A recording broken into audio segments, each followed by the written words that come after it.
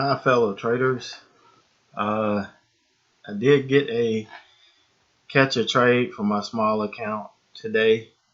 Just to give you a heads up, I'm trying to, make sure I have some cushion this month. I'm right on the edge of where I need to be. I still, just because I have a cushion the first quarter, I don't want to take that for granted and not make it this quarter or this month because I can sit on the cushion. I still need to keep that hunger and drive. So these last couple of days, I focused more on my big account at Speed Trader and trying to catch some good trades. But I did catch this small account trade. The problem is, at some point, I'm going to get this right, because if you look, let me move this out the way. This is what the recording looked like. It cut all of this off, which is the price action that we need to be looking at. I don't understand how it did that. I changed some settings and I was trying to get the resolution better so you could actually see the numbers better, but that didn't work, obviously. So I went back. Hopefully, this other setting is going to work. But I'm going to go ahead and play this tape. Hopefully, it will, give you some kind of idea of what I was looking at. You'll see the order go in and it get executed and all of that. So, and I kind of give you an idea of what I was looking at. So let me go ahead and get it started here. Got to bring the tape. And I've got this up because this is the price action that we're missing right here. I think it cut off right to here. Well, this hit my scan. It actually hit the parabolic mover scan. So it was a parabolic down. And it didn't hit the reversal scan. And that's going to happen sometimes, especially on these lower price tickers. So let me give you an idea. When it hit, this is what I do. I'll pause that. I go through and I draw my daily levels. Now, of course, I can't get it on the DOS. I can do it on the DOS chart. I don't have time for all that. I can do it real quickly and be able to see this as clear as day on these Thinkorswim charts. So that's what I did. Just quickly drew some levels. And if you were only looking at a year chart, this was making a 52-week low. So there was nothing in here from this past year. So I had to go back a couple years in order to find any support or resistance. So I quickly found this, and I was looking at it here off of 870s. And this candle had printed it tapped down here at 876 and got back up pretty quick. And then this candle opened, and I was looking to see if it was going to pull back. It wasn't pulling back. So this was giving me an indication to go ahead and enter. Now I was going to enter here because you can see the distance between here, 822, and the 9 moving average, which was, 922 to 964. That was a good 40-cent, move. Now, here's the thing. I can't use this 876 as my stop. I can't do it. When we have a move like this happening, the only thing I can do is revert back to my monetary stop. So I was willing to give this 10 cents from my entry. If I entered in at 922, I was going to give it to 912 or 910 or so. If it started trading back below that number, then I was going to be out. Because I wasn't in a position to use this, and whenever that happens, I have to revert back to that. So my stop was going to be 10 cents. My potential profit was 40 cents at the time. It was, up between 40, possibly 50 cents. So this is what I was looking at on my chart when I was getting ready to take this trade. This is how it looks.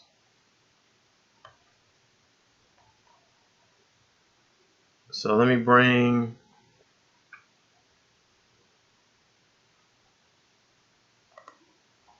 the recording back up. All right, get it started again. All right, so now you see the timing sales and the level 2's firing. Okay, I got my order out. It was 922. That's what I was looking to get in at 922. I based it off of what was being traded on here on the ask side. So that's why when you saw me get in, immediately I was down 20 bucks because of the spread. And that's fine. Because I'm never looking at this anyway. I don't even have this to where I can see it on my chart when I'm trading. The only reason I have it up here now is for video purposes. And so, like I said, my goal on it was when I got in here around 922 was to get it up to the 9 moving average here. But you're going to see this thing was not a smooth trade. Even though the candle looked smooth, you can look at the wild swings it had. I'm up like 10 cents or so on it. A little over 10 cents. But the longer this thing kept going up and down, it'd go to 40, then come back to 34, 36, down to 30, 31, and then back to 40. I didn't like the swings it was giving me. So right now I'm just watching the P&L. Watching the time and sales tape, and I'm watching the level 2. And you'll see as it will get up toward 40, you see all these sellers coming in. And when you see more sellers coming in than buyers, that price tends to go back down. So at this point, I wasn't feeling comfortable in it. I was looking to go ahead and take the 20 cents that I could get, or the 18 cents that I could get out of it. I felt it would tap 40 again, and I could get it. And you can see it got up to 939. 40 was on tap.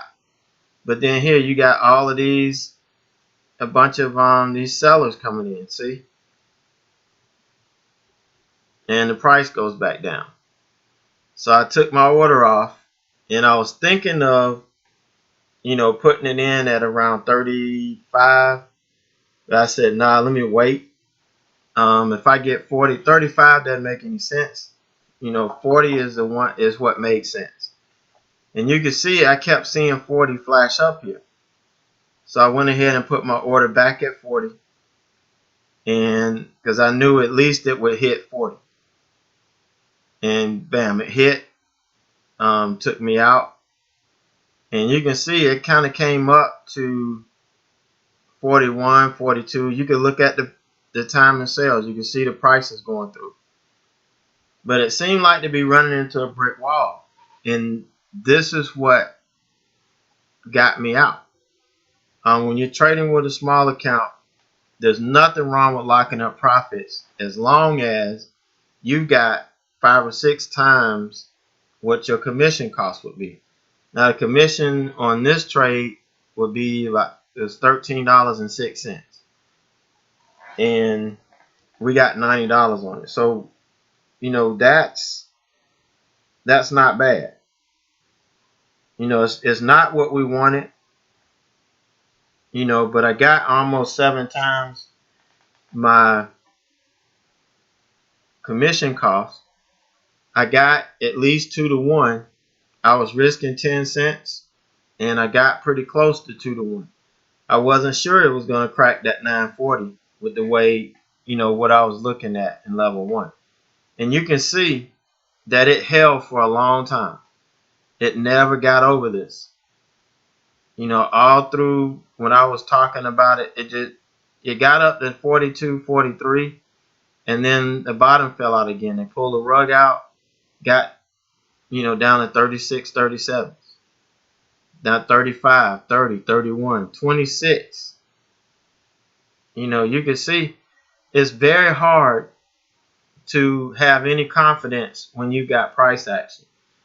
So had I been in 1,000 shares, which I could have taken 1,000, had I been in 1,000 shares, then I would have taken off half at 40 and let the other half ride, but I'd have been out. Probably because my stop would have been break even. So I might have gotten taken out here on this dip back down to 25 and all of that. This is not what you normally see when you have a big parabolic move down like this. You're going to see a nice, strong, steady move back up to the 9. And so that's why I got out. It didn't spook me out. If it spooked me out, I would have got out either break even or a little loss. But it didn't spook me out.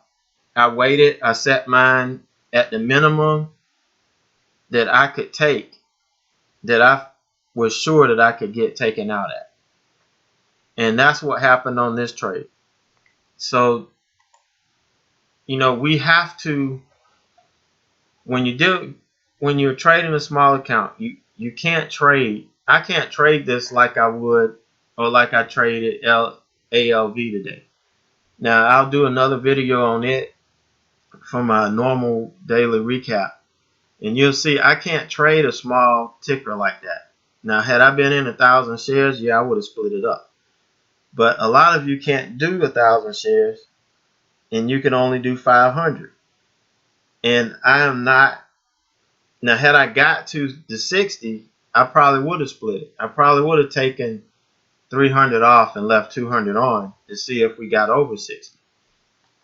But because this price action was acting crazy, there was no way I was going to leave this on. So I think we did a pretty good job. Here's a pullback candle. It didn't make a new low, but it pulled back far enough, to kind of give you an indication that this move may not make it. But then we got, this candle got up to the 60s, which is good, hit the 9, and it kind of consolidated on the 9 the rest of the day. But, missing out 20 some cents on it, that's not bad. I mean, we've got money. We've got money in the bank. Our account grew. Tomorrow when I come in, I'm going to have more buying power. So that'll allow me to take more shares of a larger dollar stock, which are the stocks that I like to that I really like to trade. These I don't like so much because you have to size up, and they can get volatile, and they can get a little swingy. But the other thing, or one more thing I want to point out before I close this out, look at the volume that just came in. When this fell off a cliff, you had this surge in volume. And this is the surge in volume that I look for when I'm looking for a reversal trade.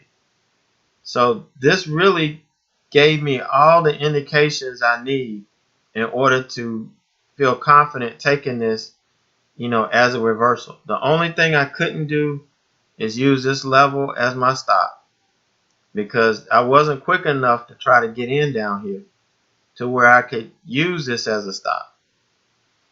So that's kind of the only thing that made this not a perfect trade. And sometimes it's going to happen and you're going to have to adapt. And in this case, I adapted with the a 10-cent stop. for a potential 40 or 50 cent move up. And that's good risk reward. So I hope, I noticed recording probably isn't what you want, and it's not what I wanted to give you, but I did fix it. I did practice taping it. So I think I got it worked out. So all of the next recordings I do, they should show the whole doggone screen. But I hope this helps you out a little bit. And you can see how easy it is. You just click it and go. When you see the price where you want it, you see the chart where you want it. You put in your entry price and you enter it. You put the order in, and if it hits it, great. If it hits it and you get a dip, like I did, I was down $40. You don't want to look at that at all, because all you want to do is look at the chart. You want to base everything that you do not off your P&L, but off of your price action, your level 2 time of sales, the chart. You're looking at all of that stuff together, and you're not trying to look at how much money you're going to make. You'll already know that before you get in the trade. I'll know that if I'm in a 500 share position, I already know that the minimum I need to take is 20 cents. I can't take less than 20 cents. Well, yeah, I took 18 here. That was close enough. I could live with that. Plus, the price action was telling me that I might not get more than that 18 cents. So, that's what I took. Yeah, I could have put an order in for 42 to be stubborn and say I want my 20 cents. But what if it never hit and it pulled all the way back in?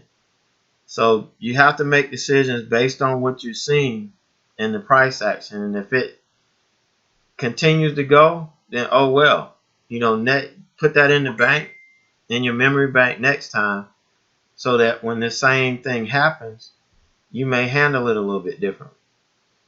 And that's where that reflection comes in. So I hope you guys had a great day. I had a pretty good day and no complaints. And if you want to learn a little bit about how I determine what the market's going to be like and how I determine my bias prior to open, then check out the next video I'm going to post. I'm going to do a recap later on of my ALV trade and then talk a little bit about that. So we'll see you guys tomorrow in chat.